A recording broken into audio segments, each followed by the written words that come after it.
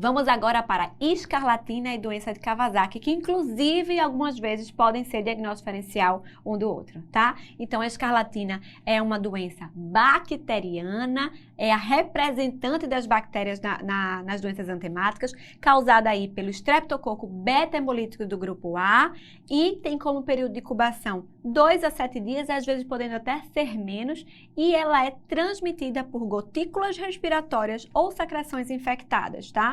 Como sempre, a gente precisa saber se ela é transmitida, qual é o período de transmissibilidade, para eu poder saber aí como é que eu vou proteger as outras pessoas ou, né, do contato aí. Então, ó, o contágio é durante os pródromos, que são curtos, tá? Até 24 horas do início do tratamento. Então, por que eu tô dizendo a vocês que os pródromos são curtos? Porque a doença é de instalação súbita. Então, rapidamente se procura aí o serviço de saúde e se dá diagnóstico. Porque o paciente começa com a febre alta e logo em seguida, pode ser até 24 horas depois, já aparece o exantema escarlatiniforme. Que quer dizer escarlatiniforme? Que a gente não tem pele sã. A gente só tem lesão, certo? Então, o exantema, ele é micropapular eritematoso. Então, é aquele exantema que tem aquelas pápulas bem pequenininhas juntas e bem vermelhas em todo o corpo. E quando você passa a mão, tem aquele aspecto áspero, ou em lixa, ou em pele de galinha, que também pode ser chamado. Ele é característico aí, esse rache, tá? É chamado de escarlatiniforme. Também podemos ter uma faringite estreptocócica, né? Lembrando que é o estreptococo. Então, a gente pode ter a adenofagia com amidalite permeada com exudato e também sintomas gerais, né, gente? Cefaleia, dor abdominal, inapetência, prostração, em geral, estão presentes aí no quadro, tá? Bom, como sinais no exame físico, a gente tem, além do exantema e da faringite, vamos ter o sinal de Pastia e o sinal de Filatov. O sinal de Pastia são dobras, as dobras cutâneas são mais avermelhadas. E o sinal de Filatov é a pelidez perioral que a gente vai ter no quadro, tá?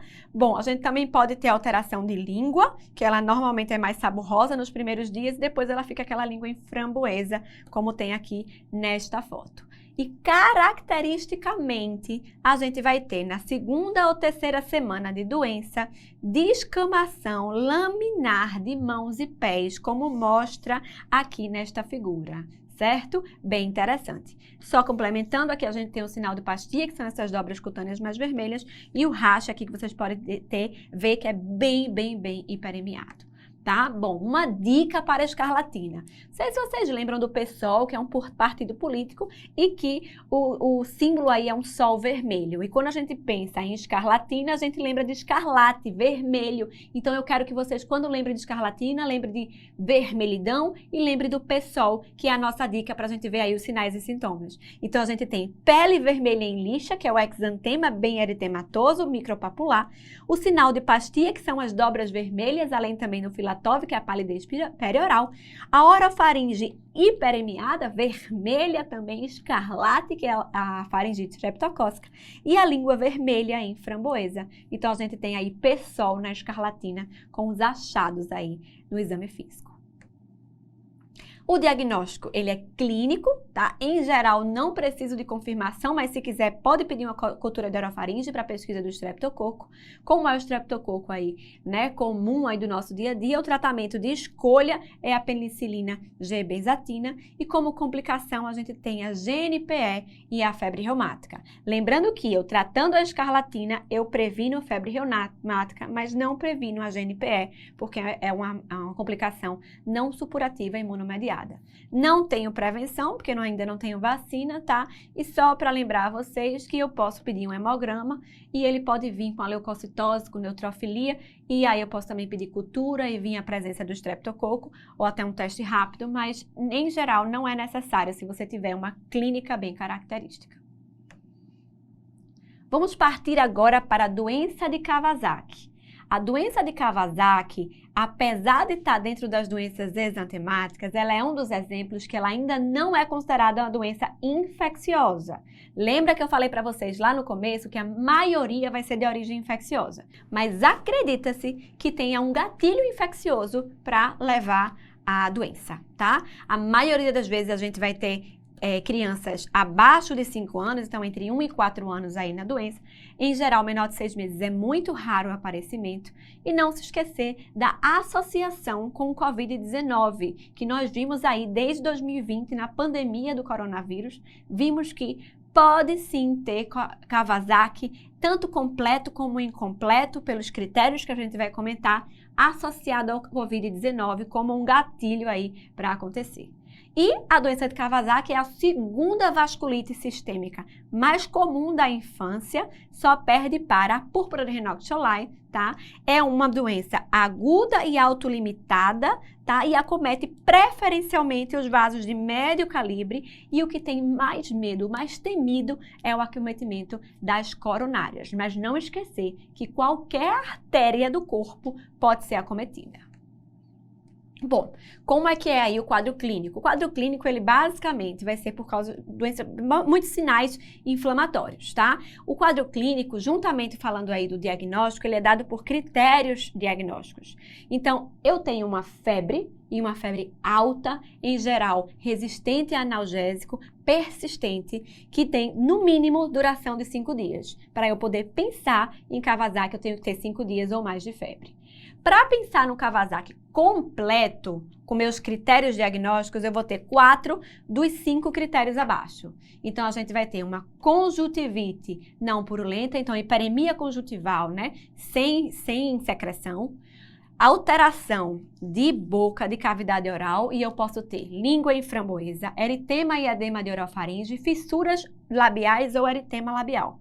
Eu também posso ter alteração de extremidades, nesse caso daqui a gente tem edema de mãos e pés, mas também posso ter eritema associado ou não ao edema e descamação periungueal. Aí entra qualquer um desses aí como alteração de extremidades.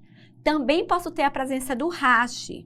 E o rash, né, ou exantema, na doença de Kawasaki, pode ser escarlatiniforme, morbiliforme, urticariforme, polimorfo. Só não pode ser vesicobolhoso, certo?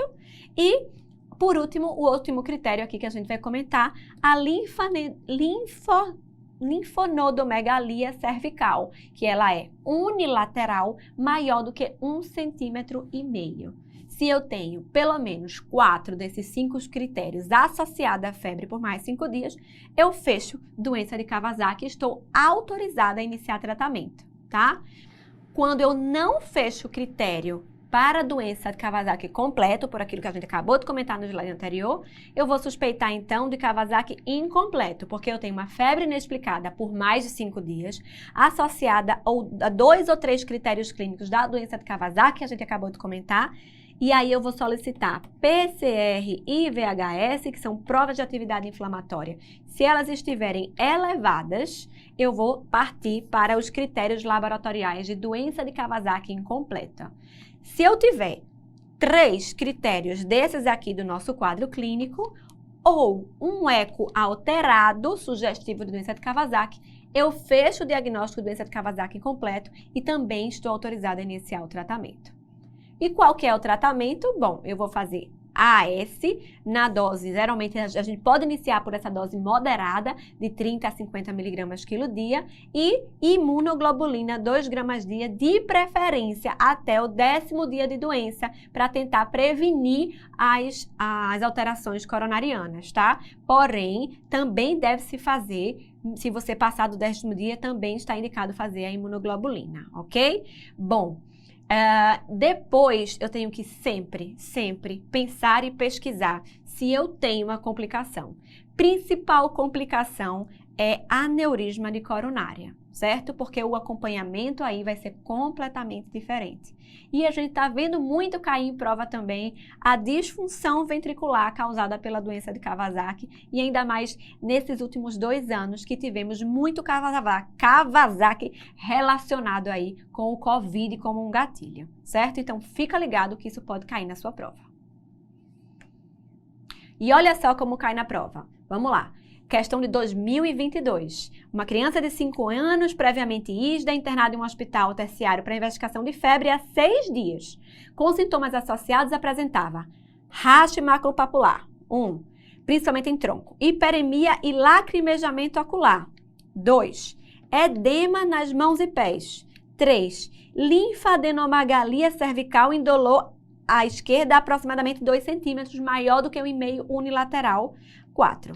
Então, eu tenho febre mais de 5 dias, associada a 4 dos 5 critérios. Eu tenho uma doença de Kawasaki completa. Qual a complicação mais grave associada a esse quadro? Vasculite coronariana, que é o aneurisma de coronária.